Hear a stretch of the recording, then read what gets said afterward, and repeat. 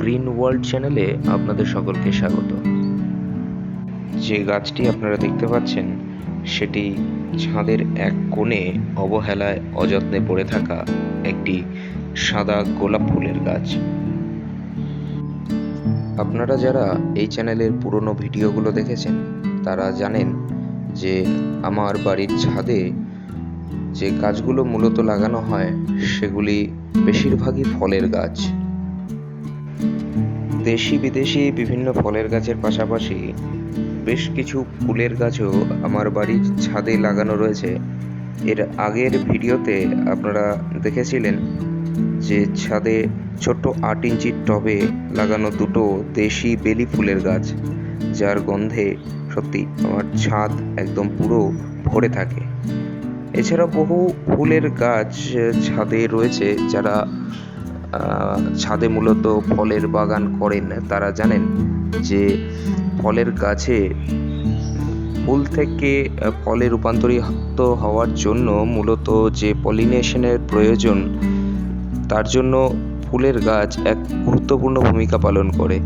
কারণ ছাদ বাগানে যে ফুলের গাছগুলো রয়েছে সেই ফুলের গাছের ফুলের আকর্ষণে বিভিন্ন উপকারী যে আমাদের পতঙ্গগুলো রয়েছে, যেমন মৌমাছি, প্রজাপতি, যেগুলো বিশেষ করে ফলের গাছের পলিনেশনের ক্ষেত্রে বিশেষ ভূমিকা পালন করে, তারা আকৃষ্ট হয় যাতে আমাদের যে ফলের গাছগুলো রয়েছে তার ফুল থেকে ফলে রূপান্তরিত হওয়ার প্রবণতা অনেক বেড়ে যায়। যে গাছটি আপনারা দেখতে পাচ্ছেন সেটি আমার বাড়ির যে ছাদ বাগান রয়েছে তার এক কোণে অযত্নে অবহেলায় পড়ে থাকা একটি গাছ, একটি সাদা গোলাপ ফুলের গাছ, যেটি হয়তো আমার অনেক সময় চোখেই পড়েনি, কিন্তু গত 2 দিন আগে তার যে ফুল দেখে সত্যি একটু আশ্চর্য হয়েছিলাম যে বিনা যত্নে এত সুন্দর ফুলে গোটা গাছটা ভরে আছে। তখন একটু ভাবলাম যে যদি এই গাছটাকে আরেকটু যত্নে রাখা যেত তাহলে এই ফুল এবং কুঁড়ির সংখ্যা অনেক বৃদ্ধি পেত। কারণ যে পরিমাণ কুঁড়ি এসছে এই গাছে, আপনারা দেখতে পাচ্ছেন ভিডিওতে যে আগামী হয়তো কয়েকদিনের মধ্যে আরও প্রচুর ফুল ফুটবে। গাছটি যখন লাগিয়েছিলাম তখন যতটুকু মনে আছে যে 50% গার্ডেন সয়েল এবং 50% পাতা পচা, যে বাড়িতেই তৈরি করা যে পাতা পচা সার, সেটাকে মিশিয়ে এই গাছটা লাগিয়ে রাখা হয়েছিল। তো তার পরবর্তীতে সেভাবে বিশেষ কোনো যত্ন পরিচর্যা এই গাছের জন্য করা হয়নি বা সেরকম কোনো কীটনাশকও প্রয়োগ করা হয়নি। আমি ওভারঅল বাগানে যে নিম অয়েল স্প্রে করি, কারণ এর আগেও আপনাদের বলেছি যে আমার বাগানে কোনো রকম রাসায়নিক সার আমি ব্যবহার করি না, সাধারণত আমি জৈব সারই ব্যবহার করি, তাই কীটনাশকটাও জৈবই ব্যবহার করি। তো এই নিম অয়েল স্প্রে করার সময় কোনায় পড়ে থাকা এই গাছটার মধ্যে যতটুকু নিম অয়েল স্প্রে করতে পেরেছি ততটুকুই গেছে, কিন্তু সেভাবে বিশেষ পরবর্তীতে কোনো সার প্রয়োগ বা বিশেষ কোনো যত্ন পরিচর্যা এই সব কিছু করা হয়নি। কিন্তু যেটা সত্যি দরকার ছিল, কারণ আমার ছাদ বাগানে যে ফলের গাছগুলো আছে সেখানে এর আগেও আম গাছের ভিডিও আপনারা দেখেছেন, একটা বেশ ভালো সংখ্যায় আম হয়েছে।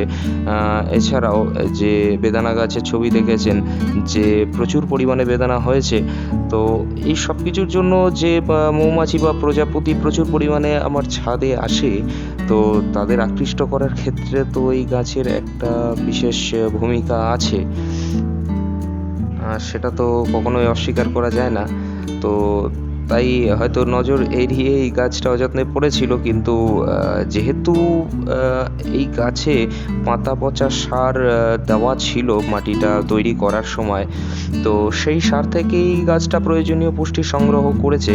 কারণ এর আগেও আমি দেখেছি বিভিন্ন বেশ কিছু ফলের গাছে যে যদি আপনারা বাড়িতে এই ধরনের পাতা পচা সার বা সবজির খোলা দিয়ে যে কম্পোস্ট সারটা তৈরি করে অনেকে বাড়িতে, যেটা আমি নিজেও করি, প্রত্যেকটা গাছে ব্যবহার করি, সেটা যদি ঠিকঠাক মতো সংমিশ্রণ করে নিয়ে মাটিটাকে তৈরি করা যায়, তাহলে আপনি যদি সেভাবে অতিরিক্ত সার প্রয়োগের কোনো দরকারই হয় না, বা আপনি কোনো কারণে নিয়মিত সেভাবে সারটা প্রয়োগ করতে পারছেন না, তাতেও কিন্তু গাছ তার প্রয়োজনীয় পুষ্টিটা সংগ্রহ করে, যে কারণেই যে এইটুকু ছোট গাছে এত পরিমাণ ফুল বা কুঁড়ি এসছে।